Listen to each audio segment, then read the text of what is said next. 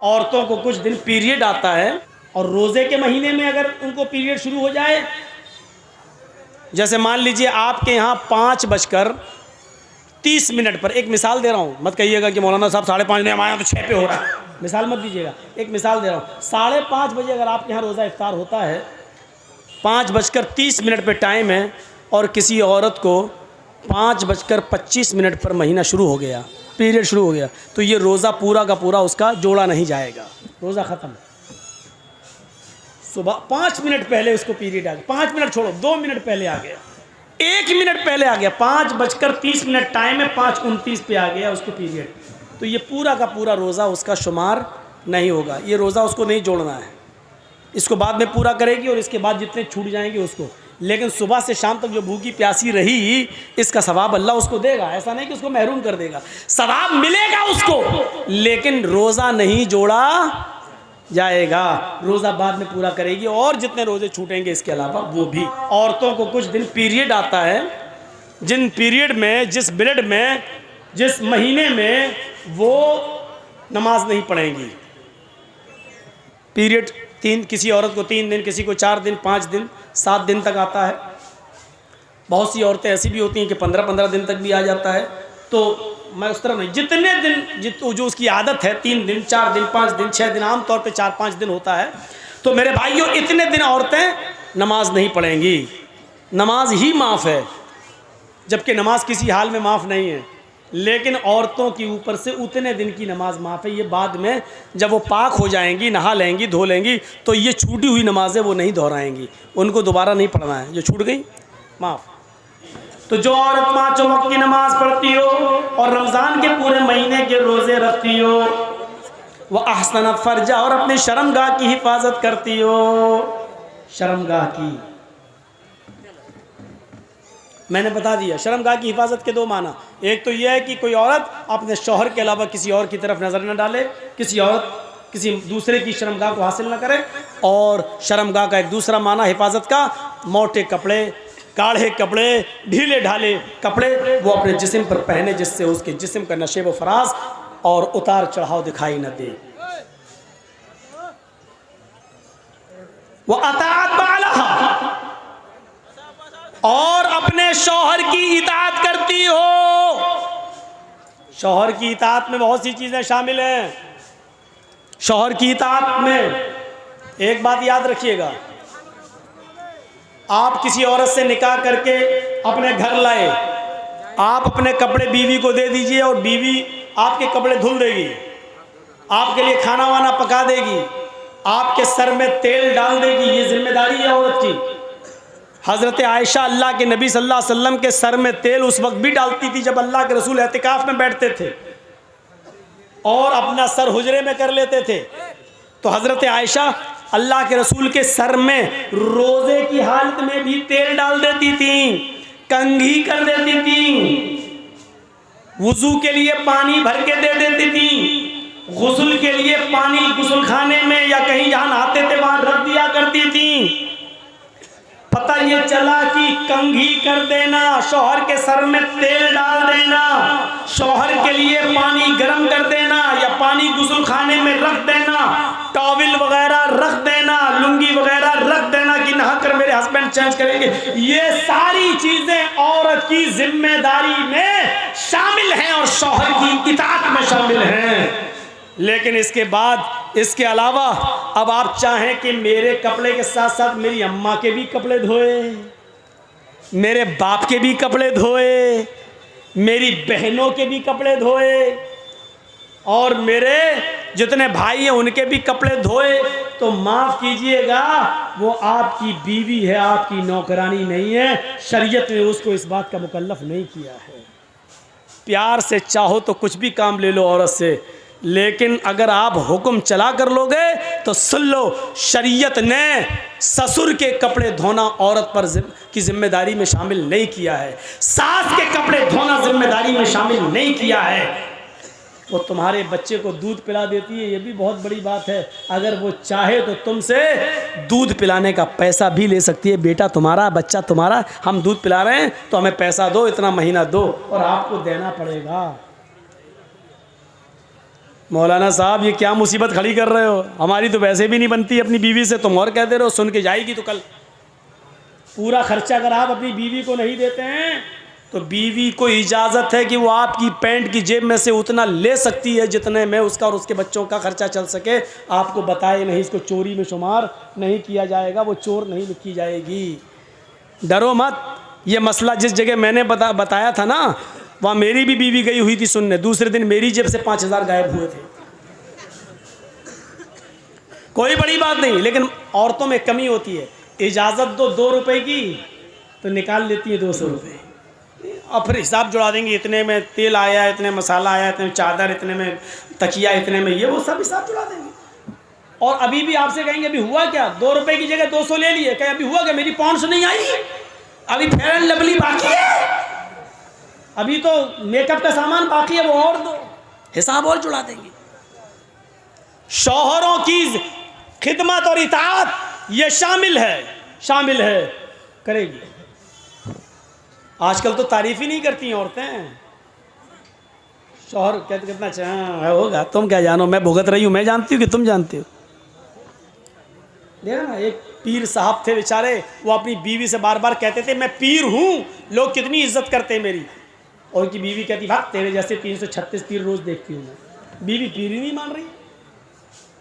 एक दिन बीवी ने पता नहीं हवा में किसी को उड़ते हुए देख लिया, कहता देखो पीर बने फिरते हैं। पीर तो वो था जो हवा में आज मैंने उड़ते हुए देखा। हवा में मुसल्ला था, हवा में मुसल्ले पे खड़ा था, हवा में नमाज पढ़ता हुआ जा रहा था। अब ये शौहर को चर्राया है, देखा तुमने, हवा में उड़ते हुए देखा, हाँ नमाज पढ़ रहा था ना, हाँ मुसल्ले पे खड़ा था ना, हाँ अरे वो मैं ही तो था। बीवी बोली है तुम थे, कहाँ, हाँ मुझे डाउट हुआ, कुछ लग रहा था तुम थे। कहा क्या मतलब, कहा इसीलिए टेढ़े टेढ़े उड़ रहे थे, सीधे नहीं उड़ रहे थे। फिर कमी निकाल दी, जब सुना कि मेरा शौहर है तो कमी निकाल दी। पीर तो वो है जो आज उड़ रहा था, जब सुना वो मेरा ही आदमी है तो कहा हाँ टेढ़े टेढ़े उड़ रहे थे, कमी निकाल दी। ये हाल। एक पीर साहब को उसके मुरीद ने सपने में देखा। मुरीद ने, मेरे पीर साहब जन्नत में टहल रहे हैं, घूम रहे हैं, दूध की नहर, शहद की नहर, जन्नत की हूरों के बीच में बैठे हुए हैं। एक हूर अपनी तरफ खींच रही, दूसरी हूर अपनी तरफ, आओ आओ आओ मेरे पास आओ। आँख खुल गई, सुबह फजर की नमाज़ पढ़ी, फजर की नमाज़ पढ़ के जाने लगे, चलो अपने पीर साहब को खुशखबरी दें, कितने अच्छे हो, खुश नसीब हो, जन्नत में मैंने तुम्हें देखा। जैसे ही घर गए, दरवाज़ा खटखटाने से पहले देख रहे हैं कि दरवाजे के अंदर आवाज़ आ रही है, तड़ा तड़ तड़ा तड़ मारपीट की आवाज़ चल रही है। उनने ज़रा खिड़की के सांस से झांक के देखा तो क्या देखते हैं कि पीर साहब की बीवी झाड़ू से पीट रही है पीर को। ये बेचारा परेशान, मैंने तो कल ख्वाब में जन्नत में देखा, यहाँ तो बहुत बुरा हाल है हमारे पीर साहब का। अब वो जाने लगा, इतने में पीर साहब बाहर निकले, कहते ए इधर आओ भाई। वो आया, भाई कैसे आए थे, कहा कुछ नहीं मैं जा रहा हूँ यार, जिस काम से आए थे वो काम हुआ ही नहीं, मेरा जा रहा हूँ मैं। नहीं तुम्हें बताना पड़ेगा, किसी काम से आए थे। अरे वो काम आपके बस का नहीं है, मुझे जाने दीजिए भाई। कहा नहीं आप काम बताओ, मैं पीर हूँ, मेरे बस का काम नहीं है। कहा अरे भाई नहीं है यार आपके बस का। कहा बता रहे हो कि नहीं बता रहे हो। कहा कि आप मजबूर कर रहे हैं तो सुनो, कल मैंने रात में ख्वाब में देखा आपको कि आप जन्नत में घूम रहे हैं, जन्नत में टहल रहे हैं, तरह तरह की नियामतें आपके पास मौजूद हैं, और जन्नत की 70 हूरों के बीच में आप बैठे हैं, वो खींच रही पहले मेरे पास, वो खींच रही मेरे पास। ये नक्शा देखकर मुझे रश्क आ गया, मैं आपको मुबारकबाद देने आया कि चलो अपने पीर को खुशखबरी सुनाऊं। तो देख रहा हूँ कि क्या खुशखबरी सुनाऊं, जो जन्नत में कल आराम से टहल रहा था वो बीवी के हाथ से पिट रहा है, यहाँ पर स्वागत हो रहा है चप्पल झाड़ू से। पीर साहब बोले मेरे भाई तूने जन्नत में जो देखा है कल रात में ख्वाब में, वो बिल्कुल ठीक देखा है, वो मैं ही था। आप थे, अब भी बोल रहा मैं था, खास थे तुम तो घर में पिट रहे। पीर साहब ने कहा पिट रहे ना, तुम्हें यह नहीं मालूम कि अल्लाह ने मुझे जन्नत दी क्यों है। तुमने रात में जो जन्नत देखी है, जन्नत में मुझे देखा है, वो सही देखा, लेकिन अल्लाह ताला ने जन्नत हमें दी कैसे वो तो पता लगाओ। कहा कैसे। कहा तुम तो आज देखे हो, मैं तो 18 साल से अपनी बीवी की झाड़ू से रोज़ पिटता हूँ, रोज़ पिट रहा हूँ। और अपनी बीवी की मार खाने पर जो हमने सब्र किया है, अल्लाह ने सब्र के बदले में हमें जन्नत दी है। मुरीद कहता है अच्छा अच्छा ठीक है भाई साहब, आप सब्र ही करते रहिए, जन्नत में जाइए, एक औरत से पिटिए, 70 औरत तुम्हें मिलेंगी, मैं जा रहा हूँ।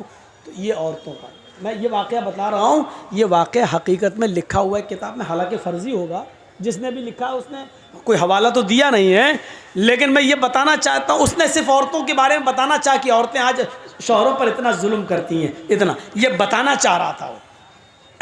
लेकिन मुझे मालूम है कि फ़र्ज़ी होगा, क्योंकि बीवी से ज़्यादा ये, लेकिन ये सच्चाई है कि बीवी से ज़्यादा शौहर के हालात कोई नहीं जानता। आपकी कमज़ोरी क्या आपकी बीवी जानती होगी। एक बार कोई थे बेचारे, उन्हीं के नाम पे पूरी बरेलवियत का नाम रखा हुआ है, बरेली के एक मस्जिद में तकरीर कर रहे थे वो, और तकरीर करते करते भूल गए। अब बड़ी बदनामी होगी, इतने बड़े मौलाना भूल कैसे गए। तो ऐसे कहने लगे, चल हट, दूर दूर दूर। अब तकरीर ख़त्म करने के बाद जब हटे तो लोगों ने पूछा, ये क्या हो गया था मौलाना साहब हजरत। बोले साहब खाने काबा में कुत्ता घुस गया था, उसको भगा रहा था। बैठे बरेली में, और कुत्ता कहाँ का भगा रहे हैं, खाने काबा का। बीवी भी जलसा सुनने आई थी। अच्छा, दूर की नज़र बड़ी तेज है, बरेली में बैठे बैठे कुत्ता दिखाई दे रहा खाने काबा का, जबकि खाने काबा में मक्का मदीना में कुत्ता घुस नहीं सकता और इनको दिखाई दे रहा है। ठीक है, इशा के बाद खाना तो घर ही पे खाओगे, भूख लगी है खाना लाओ। बीवी ने गोश्त का शोरबा नीचे डाल दिया प्लेट में, ऊपर से सूखे चावल डाल दिए, दस्तरखान पर रख दिया, लो खाओ, मैं पानी लेके आ रही हूँ। जब तक पानी लेके आई देखा ये बैठे हुए हैं। कहा रे तुमने शुरू नहीं किया खाना रखा, मैं खाना रख दी। ए पागल है क्या, सादा चावल खाएंगे, वाइट चावल ला कर रख दिए सादा सादा। अरे इसमें डालने के लिए कुछ तो लाओ। आपको मालूम नहीं है? क्या मालूम? ओह, अभी तो 1-2 घंटे पहले मगरिब के बाद अभी तो कुत्ता भगा रहे थे खाने काबा का, इतने दूर का कुत्ता दिखाई दे रहा था, और इस चावल के नीचे गोश्त और शोरबा मैंने पहले डाल दिया, वो दिख ही नहीं रहा तुम्हें? कुत्ता दिखाई दे रहा है, चावल का शोरबा नहीं दिखाई दे रहा जो नीचे डाला। पगड़ी हटाई हजरत ने, खुजाते घर का भेदी लंका ढाए। मेरी बीवी यहाँ कह दिया बाहर मत कह देना, वरना लोगों का भरोसा उड़ जाएगा मेरे ऊपर से। ये लोग इतने नज़दीक का इल्म नहीं हो, खाने काबा का कुत्ता इनको दिखाई दे रहा। तो ये चीज़ें होती हैं, बीवी शौहर की अकल भी ठीक कर देती है। तो 4 चीज़ें बताई हैं, 5 वक्त की नमाज पढ़ती हो, रमज़ान के रोज़े रखती हो, अपनी शर्मगाह की हिफाजत करती हो, और शौहर की इताअत करती हो। ये 4 काम जो औरत कर ले, फल तदखुल मिन अब्वाबिल जन्नति शात, ऐसी औरत जन्नत के जिस दरवाजे से दाखिल होना चाहे हो जाएगी। उसके लिए जन्नत के 8 दरवाजे खुले हुए होंगे। ऐ अल्लाह की बंदी, तू जिस दरवाजे से जाना चाहे चली जा। ये औरत के लिए जन्नत में जाने का रास्ता। मेरी माँ बहनों, एक और रास्ता तुम्हें देता हूँ जन्नत में जाने का, लीजिए। जाअतनी साइला, हजरत आयशा फरमाती हैं कि मेरे पास एक मांगने वाली आई, और माहा सबैयान, उसके साथ 2 छोटे छोटे बच्चे थे। मेरे पास एक मांगने वाली आई, उसके साथ 2 छोटे छोटे बच्चे थे। बुखारी शरीफ की हदीस के अल्फाज हैं, और आकर कहने लगी शैअन लिल्लाह, अगर घर में खाने पीने को कुछ हो तो दे दो, मेरे बच्चों ने कई दिन से खाना नहीं खाया है। हजरत आयशा फरमाती है मेरे पास एक खजूर था, एक खजूर, बुखारी में एक खजूर, और मुस्लिम में भी हदीस आई है लेकिन उसमें 3 खजूर का जिक्र है। मेरे पास एक खजूर था, ये तो बुखारी में, मेरे पास 3 खजूर थे, ये मुस्लिम शरीफ में, मेरे पास 1 या 3 खजूर थे, मैंने उसको रख दिया था। अल्लाह के नबी आएंगे, भूखे होंगे तो मैं उनको दे दूंगी, वो खजूर खा के पानी पी लेंगे। मेरी माँ बहनें सुन रही हो, 1 खजूर था, मैंने उसको उठा कर रख दिया। ये औरतें थी उस जमाने की, एक एक खजूर को कायदे से रखना जानती थी। तुम तो अपने जहेज के बर्तन नहीं रख पाती हो, अपने माँ की तरफ से मिला हुआ सामान भी हिफाजत नहीं कर पाती हो, तुम तो अपने जहेज के सामान को कैसे चुन चुन के रखा जाए ये भी तुम्हें तरीका नहीं मालूम। एक खजूर, अम्मी आयशा कहती है कि मैंने उसको अल्लाह के नबी के लिए रख दिया था। शौहर की तड़प देखिए, शौहर की खिदमत देखिए, खुद नहीं खा रही है, भूखी है, लेकिन शौहर की पहले फिक्र हो रही है। वो खजूर मैंने उठाई और वो खजूर उठाकर मैंने उस औरत को दे दिया। ले, मेरे पास इस खजूर के अलावा कुछ नहीं है। ये वाकया सुन लीजिए मेरे भाइयों, बड़ा दिलचस्प है।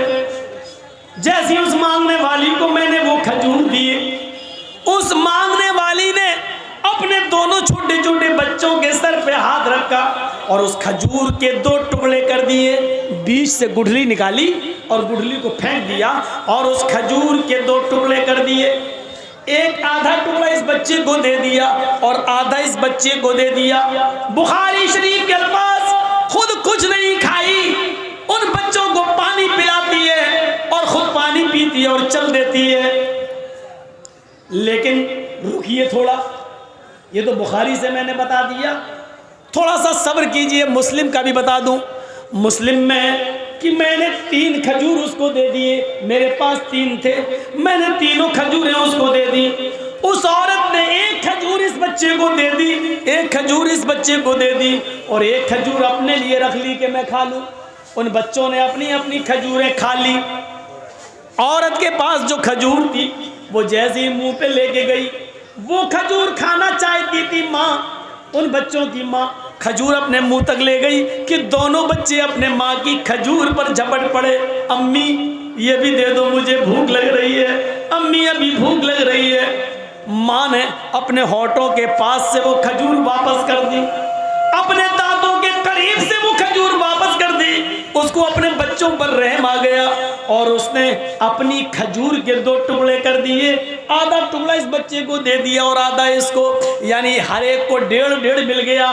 माँ ने खुद कुछ नहीं खाया, पानी पिया और चल दी। थोड़ी देर के बाद जब अल्लाह के नबी घर में तशरीफ लाए, थोड़ी देर के बाद जब अल्लाह के नबी सल्लल्लाहु अलैहि वसल्लम घर में तशरीफ लाए तो हजरत आयशा ने पूरा वाकया बयान कर दिया। अल्लाह के नबी ने कहा, आयशा क्या उस औरत को तुमने अपनी आंखों से देखा है? हाँ मैंने देखा है। अय आयशा, आयशा सोच लो, उस औरत को आपने अपनी आंख से देखा है? हाँ देखा है। आयशा क्या उसको तुमने 3 खजूरें दे दी थी? हाँ मैंने तीनों दे दी थी।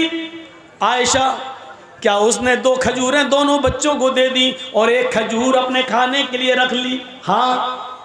बच्चे उसकी खजूर पर झपट पड़े?